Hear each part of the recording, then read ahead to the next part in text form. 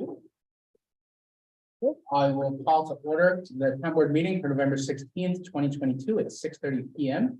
As always, we are doing our meeting hybrid. We're on Zoom. We've got some folks joining us via Zoom, and we are also on Facebook and YouTube. If you'd like information about how to join us for the Zoom meeting, to be part of the meeting, you can find those instructions at the top of our agenda, and that's at the top of every agenda. So I will ask Councilor Nixon to lead us in the pledge. Pledge allegiance to the flag of the United States of America, to the republic for which it stands, one nation under God, indivisible, with liberty and justice for all. First up, we have open podium. This is an opportunity for residents to come to the board and ask us any questions or make some comments. I understand we have one to be read out. Yes. We received a message from Mary King, and she said, she asked a question. She said, does the proposed tax rate affect her star? I think the answer is no. And for the record, at the rate of 3.46, the bottom line for my tax increase will be 9%. In 2019, 1.6%, 2020, 4.6%. 2021, 2.9%, 2022, 4.7%. Even though $60 does not sound like much, when you compare the previous years, it is almost double. Very. Is anybody else here to make a comment at open podium? Anybody joining us virtually who would like to make a comment? Just use the raise hand function. To just clarify, we check on the star issue and the tax rate is not impacted by star. I mean, star is not impacted, you get the same money. I also want to ask, can we, I'm sure we're going to discuss the tax rate and, in this meeting. So perhaps we could also just do a comparison, because I don't think the numbers that she was. So we didn't have the final numbers Right. At the public hearing that I know she attended, so we'll make sure we follow up with the new numbers. Cool, thank you. Okay, seeing no other comment for open podium, we'll move right into adoption of the 2023 town budget. Do you want me to share my? Yeah, I think that's a good way to kick it off. Can you hear that? Yep. Hold on 1 second.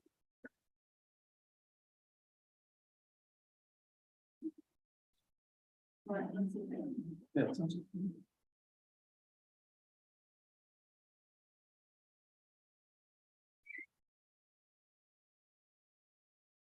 Okay. So this is just an example. Next year's, it shows last year's budget, 2022, on the side here, and then on the right, it shows 2023 budget and the tax rate. For the top is outside the village and the bottom is inside the village, and well, I'll let the supervisor, the last line. Yeah, so basically what you can see here is that tax rate that's under 2022 was 4.8410 for someone that is outside the village. So for a house that was assessed at $200,000, it's $968.20. And then the $220,000 assessed value is based off of the average assessment increase. And so somebody who would be, who had a house that was assessed at $200,000, now at 220, you can see with the 2023 tax rate is 4.3502. And there is a very slight reduction in the tax bill this year. So the final 2023 tax levy is under the tax cap by $14,817. So for anybody who's not familiar with the tax cap, that's a rate that's set by the comptroller's office. Basically tells us that we are supposed to stay under it, and that if we don't, we need to pass a law so that we can go over it. We did do that as per usual. We passed a law allowing us to go over the tax cap, and we will be appealing it. Don't reason to repeal it. So that will stay there. However, we were able to stay under the tax cap by just a small amount, but want to thank all of our department heads. I want to thank the board for all the help, and I especially want to thank town manager Ann Oops, who's been working tirelessly to get this to where it is. We knew we were close. We just recently found out how close we were, and we're very thankful for all the hard work that everybody here at Town Hall did to help us get there. And I think next up, we're gonna have Deputy Supervisor Bollinger kind of go over the last changes that were made.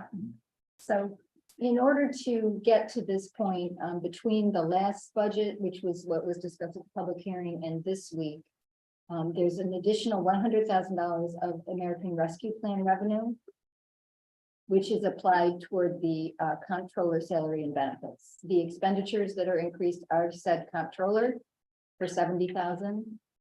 Then there's adding 2 people to the Board of Assessment Review, so it goes from 3 members to 5. There's some salary adjustments based on the pay equity study. So in the receiver of taxes office, that's 2,652. In the town clerk, that's 7,072. And in the police department, that is 10,882. We also reduced some IT spending in the amount of 89,307. That will be reconsidered, but we're not going to do it in It was 2023. essentially 2 optional upgrades that were suggested that we, in an effort to try and keep the increase as low as possible, are kicking down the road. So we'll still look into that for the future. We did increase the maintenance contract for digital program for investigations in the police department. There was a net decrease of benefits because we added insurance for the comptroller, but we were able to get a Medicare Advantage plan for our retirees that saved the town $200,000. So the net So that reduction, number one more time. $200,000. So Amazing. thank you to everybody who worked on that. So for in the A fund, the net reduction is 163,201. Then in the B fund, there was additional pay equity funding in the personnel side. So there was 5,924 in addition there. So the overall is still a net reduction. Okay, any other comments or anything we'd like to say? So I'll make a motion to adopt the changes from the preliminary to the final as presented. I'll second. Go ahead. I'll second that. All those in favor? Aye. Aye. Opposed? Okay, motion carries. So does that, now there's a second motion. Yep. So there's a motion to adopt the 223 budget as amended and presented. So we're going to do that. Making a motion? All right, I'll make a motion to adopt the 2023 budget as amended and presented. I'll second that. All those in favor? Aye. Aye. Opposed? Okay, motion carries. Thank you, everybody. We have a budget next year. Yay. Good job, Don.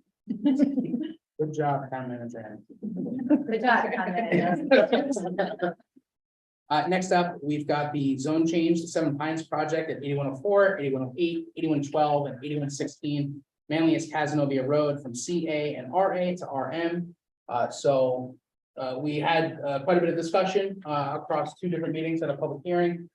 We heard quite a bit from residents that the RA parcel in particular did act as a good buffer for the neighborhood to ensure that development doesn't really, kind of take over there. And so I know there was a lot of conversation back and forth about, the fact that, it was CA and we are, ideally we wanted to get rid of that CA so that we don't end up seeing something that's less desirable to that neighborhood. But we did hear a lot of that feedback about the RA parcel. And so moving forward, do you want to? Sure, so I amended the local law for the zone change to remove the 4B parcel, which is the RA parcel. And I also beefed up I kind of incorporated the seeker findings that were done at 2 meetings ago. And those are part of the resolution also. The main issue that the board had kind of talked about, the supervisor just mentioned, was that the concern of those 3 CA parcels becoming a more intense use if the office buildings say we're taking it down and we merge those 3 parcels together, then we would have a parcel that could really have an intense use that probably would fit in that neighborhood. So that's kind of what's reflected in this resolution. The main issue that we're moving the lot 4B, taking it out of the zone change, so that will remain restricted agriculture. And, the hope there is we'll be able to have some more conversation. Understand, it's a unique situation, building's currently out of compliance, it'll be out of compliance in our end. And so, we also want to respect the will of the neighbors to have something that is a buffer for their neighborhood, so they don't, have a little less worry and concern about what's going on there. So we will continue to look into that, but as it stands, I'd like to make a motion, or if there's any further comments on that? I think the other piece that has come up is that the way that the layout of those particular buildings is actually the setbacks and the parking areas are not in compliance with our end either. But they're pre-existing. Yeah. So, I think we hoping there might be some variances required for them to continue on with their project, but that, the buildings are generally in good shape and there would be no reason not to. Yeah. permit that. But we did want to recognize that the current buildings are not, do not meet all the requirements of the other. So with that understanding, if nobody has any other questions, I'll make a motion to approve the zone change application made by Sharpay Lot for the parcel on Manoa Casanova Road, as set in the local law resolution prepared by the attorney for the town, which does include 3, but not 4 persons. No, second. All those in favor? Aye. Opposed? Okay, motion carries. Thank you, everybody. So next up, we've got code enforcement officer Tom Poitras, talk to us about some proposed code amendments. Supervisor Deere, counselors. I love the formality. That's great. Have you, so the reason why we are doing this, New York State announced a new version of Part 1203. 1203 is the minimum standards for administration and enforcement of the Uniform Code and Energy Code. Additionally, unless otherwise prescribed by the Secretary of State, executive laws require local governments to administer and enforce the Uniform Code and Energy Code to be up to date with what New York State has proposed. We have to amend our chapter 59. So chapter 59, some of the notable changes that you'll see in this, I sent an email that outline them. Definitions, assembly area, fire safety and property maintenance inspections. There was an increase in construction processes that have to be inspected. Nothing that we're not already doing, but it's now outlined. Authorizes remote inspections at the discretion of the code enforcement officer. So now that is outlined. Notification regarding fire or explosion. Fire department already does that, but now it's in our local law. Some of the ones that don't really affect us, assessment of parking garages is now in there. We have to have on hand on the website our climate and design criteria, which is within New York State, so that will become available for developers and residents. The other ones here are operating permits, which will be a big one. So operating permits, which we do hand out for assembly areas, will now include combustible dust producing operations. If that comes into the town, tents, temporary special event structures, welding or hot work, firework permits, and then the big one, mobile food preparation vehicles. So I think one of the things that we should look into is how the town wants to enforce mobile food trucks. What we want to do as a fee for all of these operating permits, especially mobile food trucks, because they're coming into the town where we have restaurants that are brick and mortar here and serving our residents or outside residents. And I know we had talked earlier this year about that and being able to look at some of the permits that would be granted by Onondaga County and the city of Syracuse that we would be able to accept. So that, if you get, a permit for downtown, it'll work here. There'll be an additional fee for us to accept that. We had looked at the city and whether there are certain places that will have them on a weekly basis. We can permit a truck within this designated area, review the site plan and allow it with that truck, the understanding that it'll be that truck and only that truck to operate and not have to re-inspect it every time. They have to adhere with the approved site plan for it. But if you're gonna do some type of specialty event, we wanna make sure that clearances are met, you have the right, everything that would go along with Well, I think having. we need to coordinate that part, like with the health department, the food trucks have other inspections within it. They do, but we would require like an ANSEL inspection. We would want to make sure that their ANSEL system or fire extinguisher, propane lines. So we'll work with other municipalities, the county, and make this as easy as possible for any Ideally, food we truck all that's have the coming in. same role. Yes. Yeah. It would be So if pretty you hard to- pass, in theory, if you pass one inspection, you should have no problem passing anybody else's inspection. So this would mean you have to have an actual vehicle that you're working out of. It wouldn't be like, the carts that will, like a coffee cart that goes out for special events or, a barbecue that comes in like a trailer.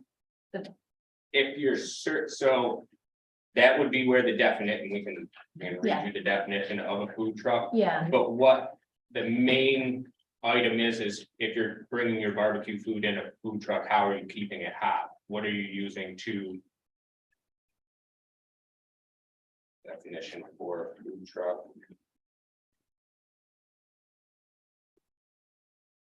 Mobile food preparation vehicles shall mean vehicles that contain cooking equipment that produces smoke or grease-laden vapors for the purpose of preparing and serving food to the public. Vehicles intended for private recreation shall not be considered mobile food preparation vehicles. So if you're like having an ice cream truck come to your Yeah. big party or something, you're okay. Yep. Okay, thank you. Makes sense. I mean, we can also ask this question from the public hearing. Yeah. So, any other questions? 'Cause we- My question is just because this is a really big change, if we schedule the public hearing and we see some like changes we want or issues or what have you, we could still make those. Don't we have to pass this according to, this is a state requirement? Okay, so So we we couldn't make changes Well, to no, it. so we could. But we have to think about how we're gonna And then comply. amend it. Like as needed. small changes or something like. Okay, So this is not. There's not wholesale changes to our existing law, even though we're repealing our old law and Right. replacing it with this one. I would, I'm taking a guess, but 80% of the new model law contains what was in the common law. And yeah, so instead of going point by point, we just repeal and that. yeah, we just, yes, instead, exactly. So Tom has did a great job of highlighting those areas that are changing. But they're not making significant changes to what we're already doing. We're just kind of updating certain things. But it does sound like there's an administrative. Yeah. Implication for staying in compliance on this in particular. Yeah. It's really interesting. I wonder, we have good resources. First off, we know of some food trucks that are based. Out of the area, we could, you probably are well aware of them, but we know of some, I know, the head of food service, I think for FM. For the school district has their own side business. There are people we can talk to, and then the village will have to be in compliance as well. So for all of them coming to the farmer's market. Yep. The- Anywhere that a food truck, and that's the thing, so we have. Traditions that the Links has them, so there's. Few places within the town that in a public setting they are, but there definitely are. Places that we will need to have an approved site plan for to ensure that they're operating properly. So I think in the short term especially, we should be putting together those folks that we want to reach out to. Yeah. I'm sure you already have a good list started and we'll kind of go from there. And as we move through the public hearing, as we adopt the law, we'll work through some of the administrative overhead. And if food trucks is a specific issue that this board wants to deal with, we can always do that after January 1st. So you can do a separate and distinct law just for food trucks that would govern the site plan, for instance. This is specifically operating permit, allows for operating permits for building and code type issues, as opposed to where we can have them. Yeah. What the site's gonna look like, well, we can have a whole separate distinct law just dealing with. So they can't literally, they can't operate though, if they don't have that, right? So, Correct, they don't have the building. Yeah. I think that they don't have the permission for the course. That's where it's confusing and concerning, because like there's 17 towns in Onondaga County, and they have to have 17 different permits, or like That's gonna drive like- people crazy and be bad for small business. The operating permit Yeah. part of that, and all this law deals, with. So the operating permit component is gonna probably be the same for every town, every municipality. Where we allow food trucks or what the site will look like in terms of parking and ingress and egress, that's a whole separate issue that we could deal with. But this seems crazy. Does that mean that if I go to DeWitt and I go to Liverpool and I go to Manlius, I'm gonna have to have operating inspections in all those towns? Can I just offer that the peddler and solicitor permit is very similar, and a lot of these vendors are used to that because each municipality does have those different types of things, and so. They go by town, they'll say, oh, I need to do it for this town.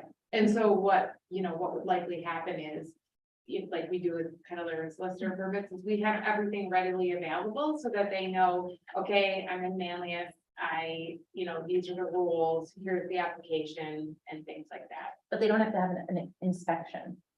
No, but they have to get like fingerprints, and there's a whole process, so. It's not I a think- small thing. I think as long as we make it readily available on the website, and then also too, as we, I'm sure there'll be an instance where someone will park a truck and they haven't had their operating permit, and we'll deal with that as we deal with anybody. We'll get them into compliance as soon as we can, and at I'm some just point, thinking about I'm just thinking about, when we just passed a budget, and I want to make sure that from a getting everything done standpoint, we are not, that we have the resources to manage this change that's coming in. That's all. Like, do we need to clone? Probably. I think a lot of what happens is the food trucks go to locations that are gonna have them on a weekly or bi-weekly basis, so the spot on the site plan, whether it be a different truck and they just have to tell the truck, you have to come to the town and get your vehicle checked out, and really the items that we're gonna require are not any different than any other municipality, so you can't operate here, you can't operate anywhere else. Yeah, they'll like have that documentation to bring everywhere they go. Yep, There and should it's be no- seasonal, or how long did the inspection last for? That is within the operating permits here. So we could determine that if we want to make it so every time you open your food truck. Or if it was good for a season, a year, we can, That helps a lot. I think it's a year right now, right? yes. that's excellent. Thank you. That alleviates some stuff. Great. Thanks. So can I move to schedule the public hearing? I think so. Where did it go? I'd like to make a motion to set a date for a public hearing on the 7th of December at 6:35 to consider the proposed local law to repeal and replace the town's building and fire code as set for the local law resolution prepared by the attorney for the town. Well, second. All those in favor? Aye. Aye. Opposed? Okay, motion carries. Thank you very much. Thank you. Thank you, Allison. Thank you for coming, and preparing all that stuff. That was Yeah, extremely your helpful. explanation is, Yeah, very thorough. Next up, the flock camera agreement and grant, and I think Councilor Denton has something prepared, or? I don't really have anything prepared, so if you, I'll just stand to address anything that needs to be addressed. Okay, so for this block proposal, after reviewing this proposal in more detail, I have many concerns with the agreement before. In the agreement, the document states that the flock services are capable of capturing audio, video, images, and recording data. This is a camera that will be capturing data constantly on our residents and our community. On Flock's website, it advertises that it's capturing over 1 billion vehicles per month. To me, that is a daunting amount of data that we are giving access to a private company. Let's not add the town of Manlius residents to that pool. In the service agreement, section 4.2, agency data, it states agency hereby grants to Flock a limited, non-exclusive, royalty-free worldwide license to use agency data. It also states and a non-exclusive, perpetual, irrevocable, worldwide, royalty-free, fully paid license to use reproduce, modify, display, and distribute the agency data as part of the aggregated data. Flock will have access to the data we collect and can use that data. Also alarming, in 4.2, it states that Flock will delete data after 30 days, but it states in 4.1D that Flock may store deleted footage. The ACLU published a report in March titled "Fast Growing Company Flock is Building a New AI-Driven Mass Surveillance System," which calls out the problem of Flock creating a centralized database of 1 billion monthly plate leads. This is surveillance at a massive scale. The company says it only keeps the ALPR data for 30 days, but no laws require them to honor that promise.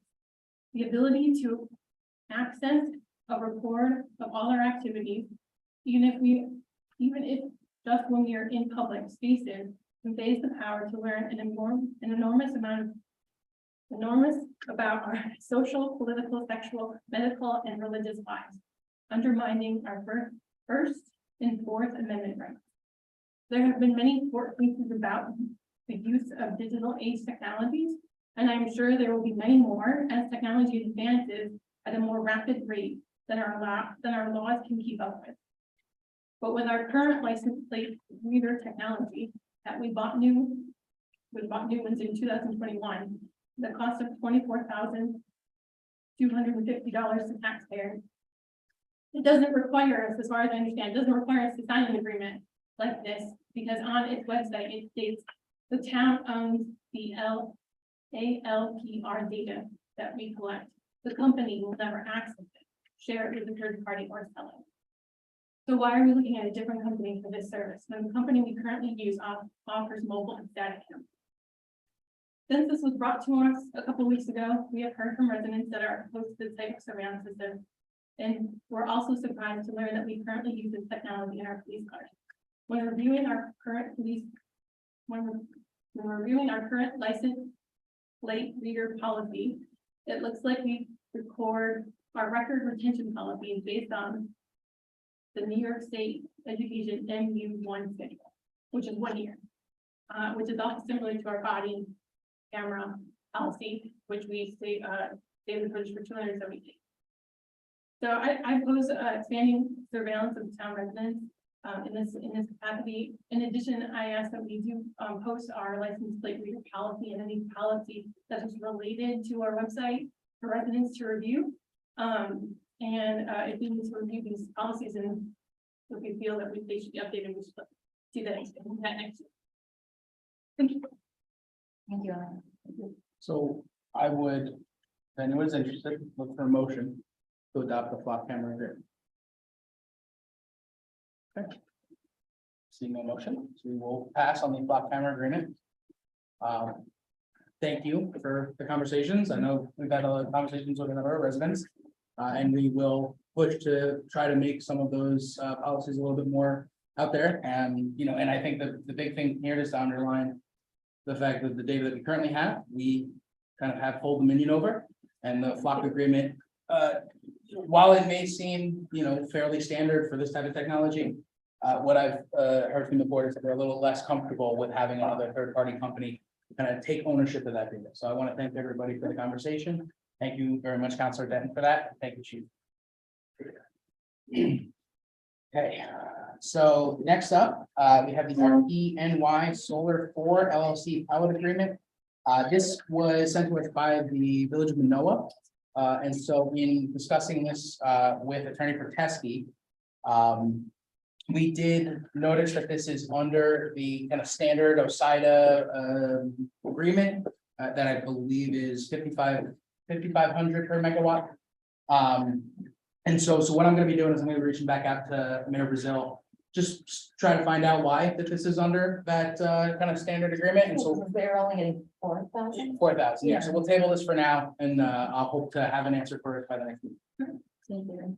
Okay. Next up is the Meltwater Solar Pilot Agreement. This is the one that is a very different agreement than the previous one we were just looking at. Well, specifics on it. Do you want me to? promote it? Yeah, we have actually the representative from Meltwater. Oh, fantastic. So we can, right, Do you want me bring him to in. and- visual and audio Sure. or just?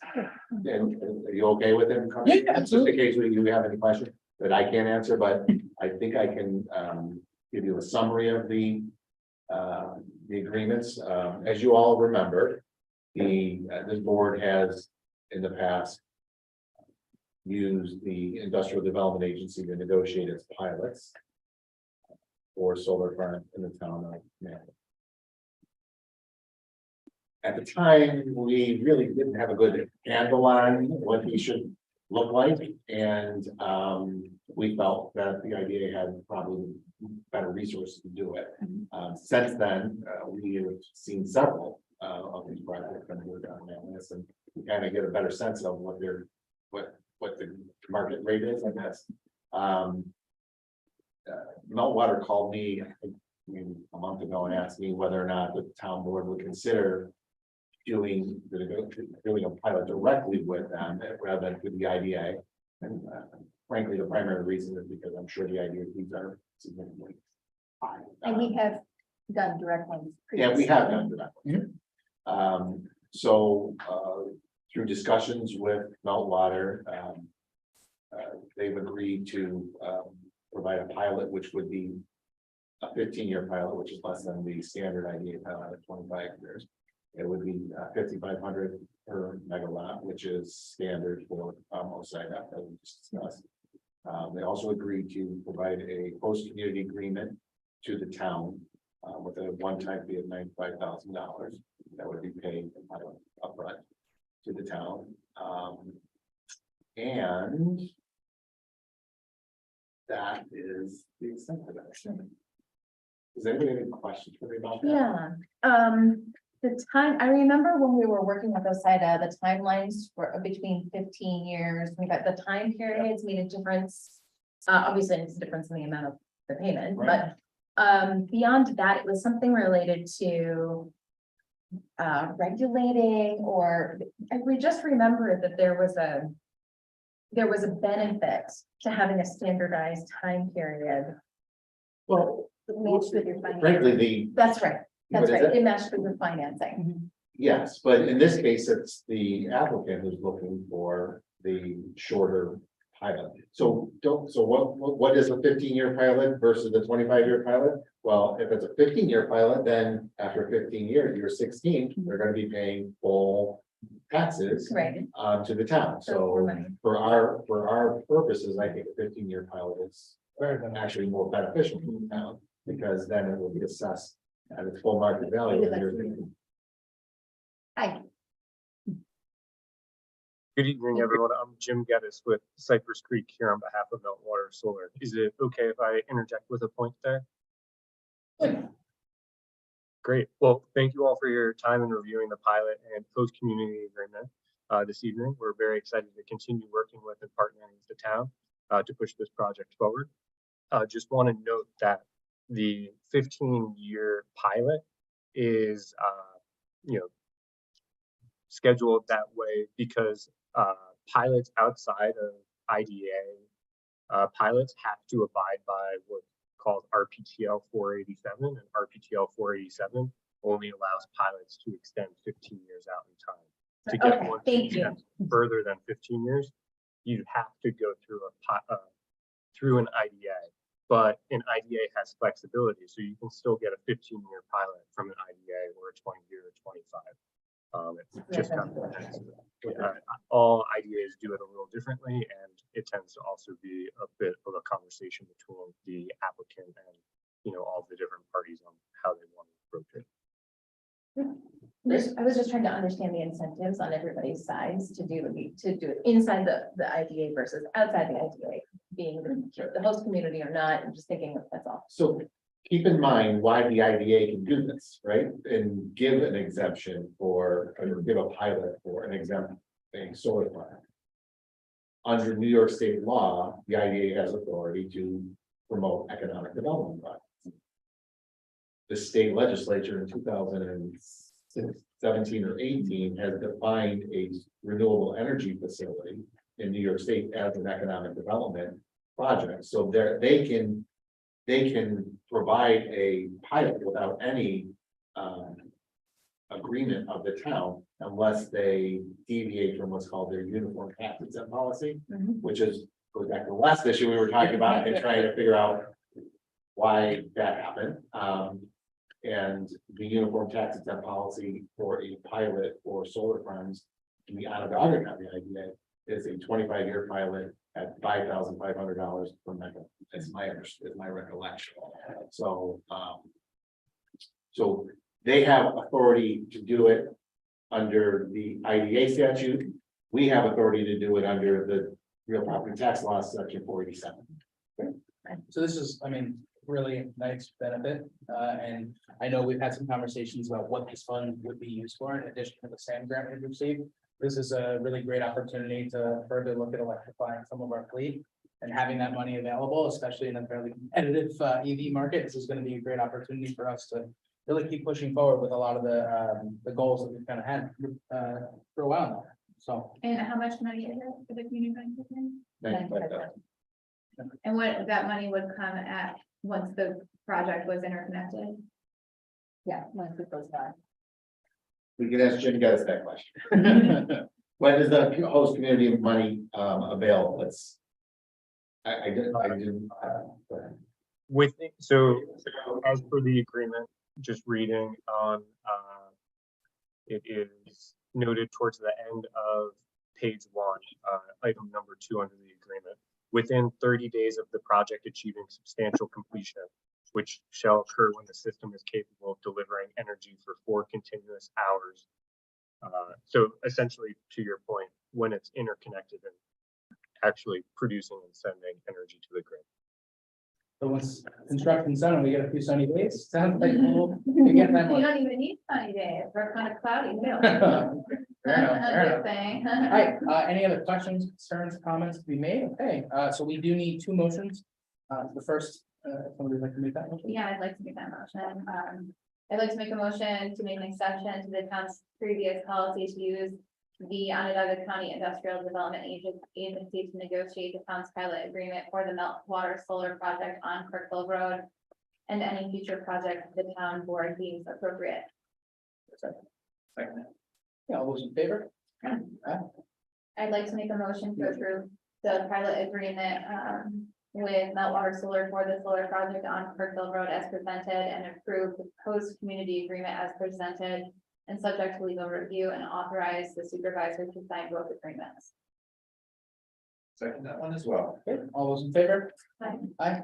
Opposed? Okay, motion carries. Thank you very much. Thank you, Jim. Thank you for your time this evening. Okay, so we do have an appointment for the Board of Assessment review. This was something that I think when we had done the previous appointment, I think we had just put the wrong date. So this is to make it for that full terms that, so let's find it. There is a question, and I think it was actually maybe from the podium, but it is one of our assessment review members, so I didn't want to address it now. Was there any discussion about adding 2 new members to the bar? Yeah, so that's something that the board has been discussing for a little while now.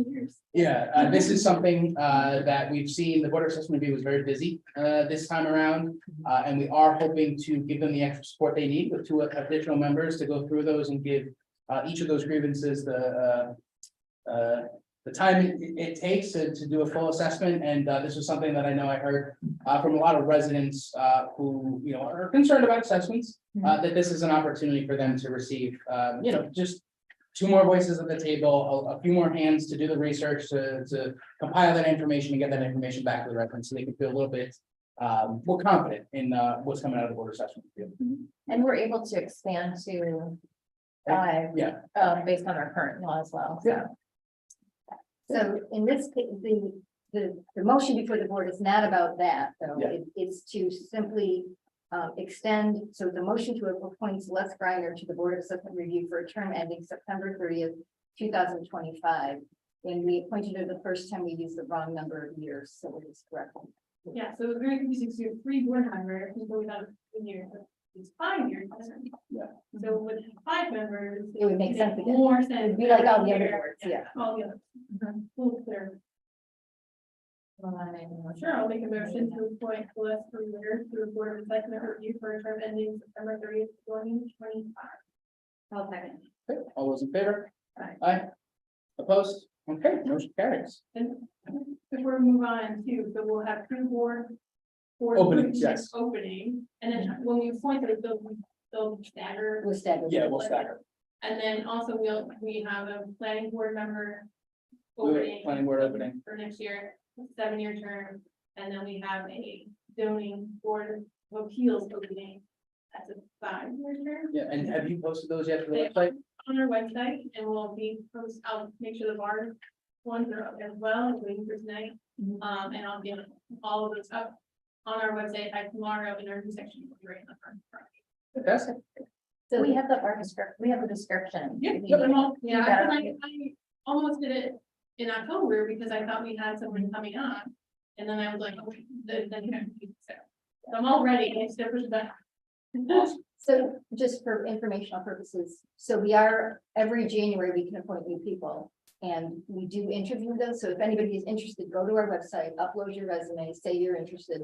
We will arrange for interviews with people that are interested in any of the 3 boards. Yeah. And it's a great way to get involved with them. Yeah, I think it's a really good way to get put in work. Mhm. Okay, next up, Chief, I believe you have some good news for us.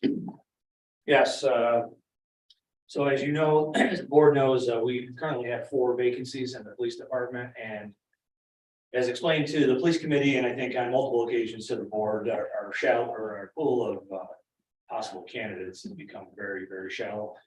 There's 16, 17 police agencies right now that are competing off of one list that only has about 120 names on it. So my optimism in going through filling these vacancies was kind of bleak. But I'm happy to report tonight to the board that I was able to provide 3 conditional offers of employment to prospective individuals, 2 of which come right out of our Explore Toast. Oh, that's really Incredible, successful program for us. And we have a 4th person in the hopper, and probably by next week, I'll be offering a conditional offer of employment for that individual as well. very good. So I have 3 signatures, and they'll be starting the academy in December, and once everything's finalized and they get sworn in, I'll report back to the board. Fantastic. Thank you very much. And who's doing the academy this time of year? We got lucky this year, and the sheriff of Onondaga County gave me 4 slots. And Oh, great. Great. people. That's good. Awesome. Thank you very much. Thank you. Okay. For motion supervisor reporters, please, sir. I'll make a motion to accept the supervisor's report as presented. I'll second. Oh, no, you do it. I do not. Elena seconding. Wait, before we vote, do you want to update us with any like invites or anything like that, like we were talking about? Oh, this is. We can vote on that and then maybe he can just. Yeah, because we've talked about whether or not it would be something included in the report, which is just technical and Yeah. data driven versus, some sort of narrative and, yeah. Oh, okay, like a spreadsheet. Like, Yeah, like, I think if it's not in there, we probably couldn't do that at this point. exactly, which is why I'm saying before we vote on it, like, it doesn't matter, let's vote and then we can talk about it. I just didn't want to move on to the next item, yeah. Okay, You have a I second? seconded. all those in favor? Aye. Aye. Opposed? Okay, motion carries. Thank you.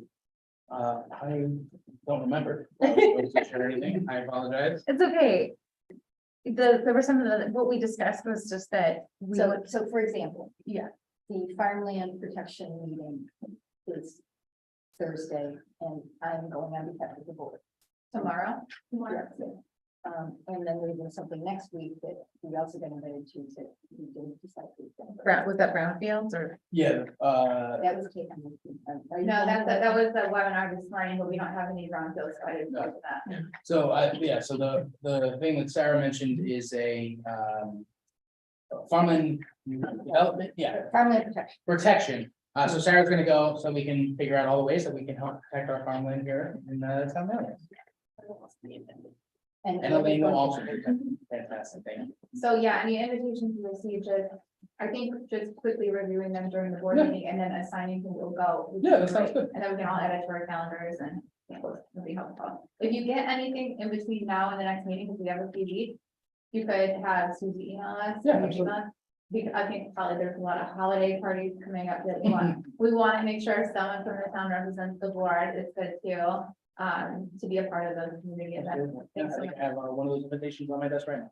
Perfect, okay. Lighting and Yeah, there's food drives there's a and- tree thing coming up. there are multiple things. No, there's not. Multiple, Yeah, there's the Manlius Historical Society. No, it's a tree. No, no, there's a bunch of trees and you go and you look at them. The miniature trees, yeah, I think tree. Okay, great. That's what I meant. Tree. It's from the historical. Yeah, society. yeah, that's what I thought. I didn't want to like start talking about that. I just knew I had trees. But there are tree lighting as well. Yeah. All right, we got minutes, Nick. Yes, indeed, 2 cents.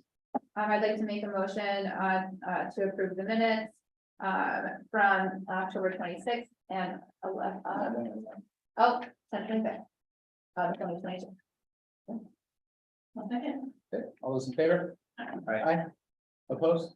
Okay, motion carries. I'd like to make another motion, to approve the minutes for November 2nd, 2022. You can approve the October 26th minutes because you were out ill. Yeah. Oh, we're gonna- thank you. Okay, so Okay, I I'm retract making a that. motion. Yeah. To approve the minutes from 10. I'll second. Okay, all those in favor? Aye. And I'll abstain, yeah. Opposed? Abstain, motion carries. And I can't use the second. Yeah, I'll make a motion to accept the minutes from November 2nd. And I'll second. All those in favor? Aye. And I see. Opposed? Sorry for the Abstain. confusion on that one. Motion carries, and then we have 2 abstracts. Yes, we do. So I'd like to make a motion to authorize abstract number 22 in the amount of $304,127.71. Second. Okay, all those in favor? Aye. Aye. Opposed? Okay, motion carries. Make a motion to approve abstract number 22A in the amount of $2,303.31. One second. And I know that was some highway expenses that, they just didn't make it into the first round of, so. All those in favor? Aye. Opposed? Okay, motion carries. Anything, oh, actually, I do have one thing. I was reached out to by Supervisor Mikalenko in regards to the Kirkville exit and hopefully getting DOT on board with a service road. I just wanted to check. I was gonna try to get a resolution prepared, but there just wasn't enough time. Is everybody comfortable about me writing a letter in support of that to the DOT?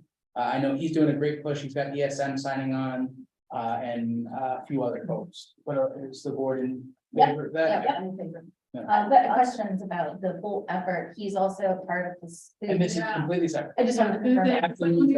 Absolutely. Absolutely separate. This is only for that service.